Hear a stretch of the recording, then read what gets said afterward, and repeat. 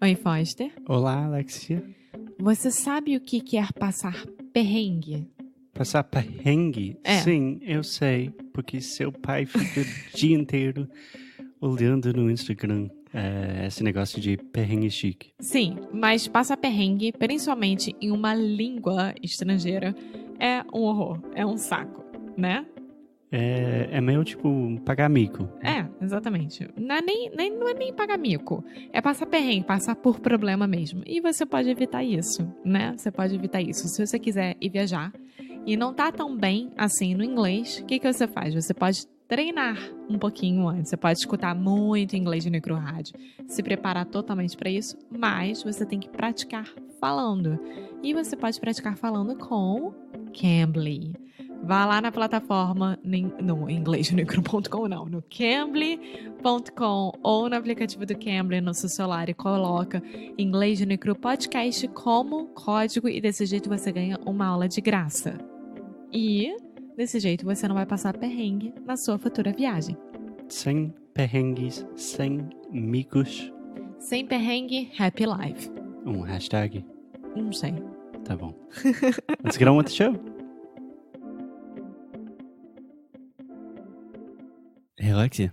Hey, Foster. Do you want to start the show? Hello, welcome to another episode from Inglês no Micro Rádio. I am Alexia Souza, and I'm here with... Foster Hodge. Yes, Foster Hodge. And today we are ending our conversation about drinks, about beer, wine, and we are going to talk about drinking itself. Yes. So this week on the show, we have been talking about different kinds of drinks, about the drinking age, about wine, beer, cocktails. And today we thought it would be a good idea just to summarize and wrap things up, talking about drinking more generally, about the pros, about the cons, the benefits, the drawbacks, all of that stuff. Yes. So do you want to start? How do you want to do this? I don't know. I think that you can talk about the pros and I can talk about the cons and we can mix this and Sure. of course we are going to have a huge discussion about it. So Yeah, if you want me to defend drinking, yeah, I can take either side of this. I think everyone knows by now I love a good debate. So, yeah, you want me to defend drinking and you want to defend not drinking? well, let's see how it rolls. Okay, let's see how it rolls. Let's roll with it, just like Darwin. Before we start, oh my God. Before we start, I have a question. When you ask someone like when you're finishing dinner and you're gonna go, you can say like, let's roll. Yeah. I heard your uncle saying that. That's why I'm asking you. Yeah, it is a little bit informal, so I would not say that to your boss. But I said that all the time to my friends. If we finish a meal and we're waiting on the check, then we get the check, and I want to say, hey, you ready to go? Sometimes I simply say, let's roll. Mm-hmm. Yeah. Okay. Cool. So, in defense of drinking, I did not imagine I would be taking this point of view publicly. Drinking, when done responsibly, is a really good thing. Many of my best experiences in life, a lot of my best friends, those have happened under the influence of a few drinks. But what's responsible for you? Responsible is a subjective term, but responsible first means definitely not driving. Responsible second means just having a few drinks. I'm not talking about the way that I drank in college where you're getting blackout drunk. Just having a few beers or a couple glasses of wine with friends. Drinking I think it's great. socially. That's what you're talking about. Yes. Yeah, that's what I like. I have no problem at all at going out and having a glass of wine, a glass of whatever, and having fun and going back home. I think that's super healthy and no problem at all. No problem. Okay, I won the debate. wait. But when you start doing this 7 days a week at lunch and at dinner, and you start losing control of how much you are drinking, I think that it starts becoming a problem. Yeah, my point of view. If you are drinking 7 days a week at lunch and dinner and losing control of how much you are drinking, I think we would consider that a form of alcoholism. Yeah, like, oh, that's fine. I only drank 1 glass of wine at lunch, and then you drink like 7 glasses of wine during dinner. And I don't know. I'm not here to judge anyone, but I think that alcohol, if you don't pay attention, it's a drug, and it can be really, really bad for you. Oh, I think alcohol, if you do pay attention, is a drug. For sure. Yeah, I don't know. I mean, I don't want to enter a debate about the legality of all drugs, but yeah, alcohol is a super, super dangerous drug. It leads to a lot of people dying, a lot of distress and just disarray in people's lives. But I'm supposed to be defending alcohol right now. No, and we said let's roll. Let's see how it goes. That's fine. I will say that I think it's undeniable. In many cases, alcohol is a social lubricant. So it makes conversation easier. It makes people a little more loose. It's easier to talk to people. And as someone that suffers from a lot of social anxiety, having a beer or two, yeah, it has helped me a lot in certain situations.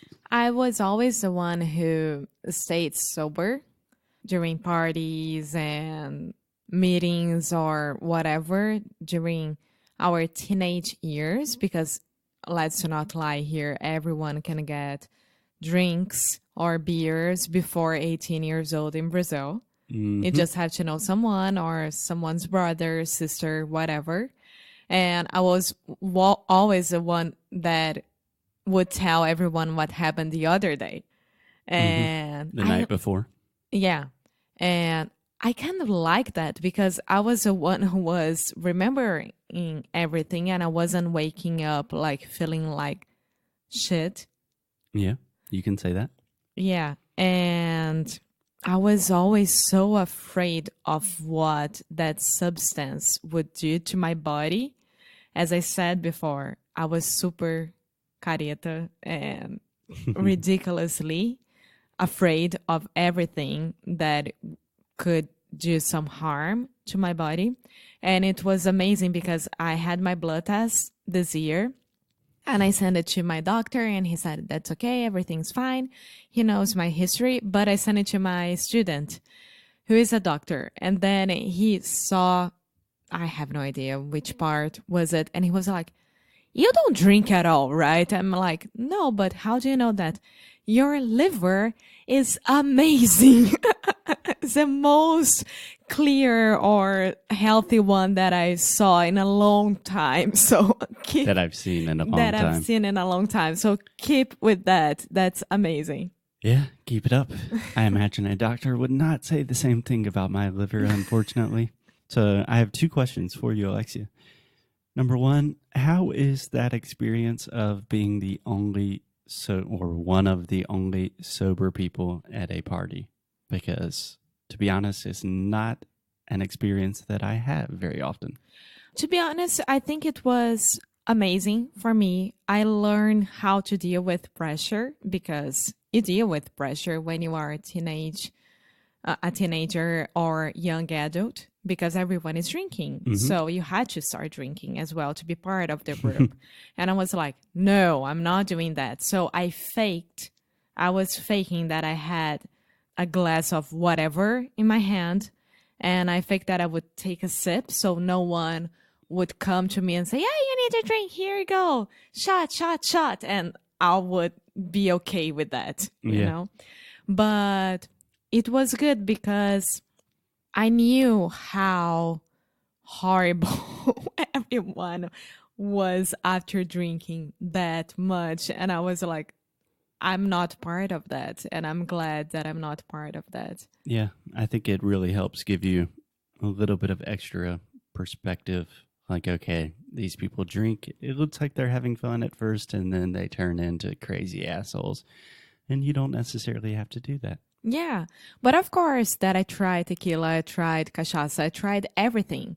I'm not like the one who would never try. No, I tried, but I never passed the limits. And it helped a lot as well to have a very, very scary mom with that situation. For sure.